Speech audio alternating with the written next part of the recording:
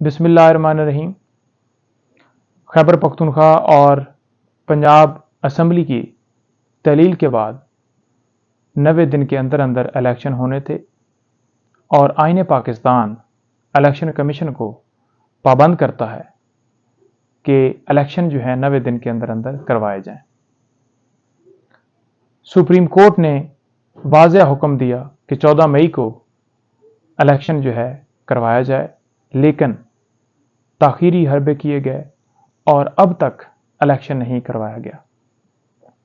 دوسری طرف election commission نے سپریم کورٹ میں نظر ثانی درخواست دی جو کہ آج خارج کر دی گئی ہے، اور واضح طور پر چیف جسٹس صاحب نے کہا ہے کہ کسی کو بھی آئین کے اوپر حملہ کرنے کی اجازت نہیں دی جائے گی۔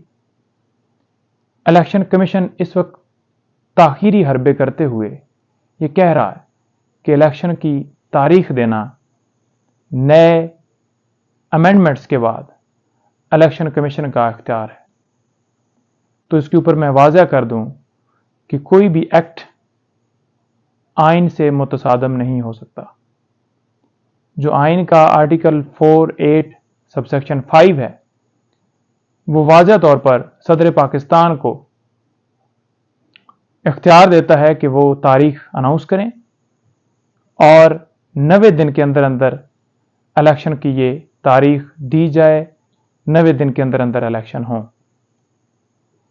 اور ہم یہ استدعا کرتے ہیں صدر پاکستان سے کہ وہ تاریخ اناؤنس کریں تاکہ ٹائم کے اوپر آئین کے مطابق الیکشن ہوں۔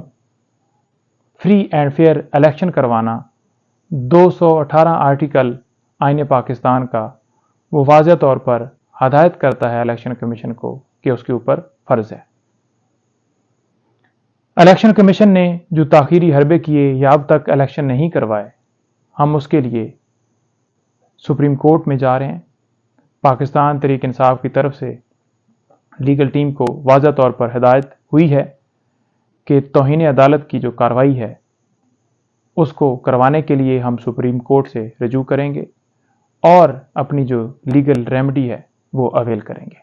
بہت شکریہ۔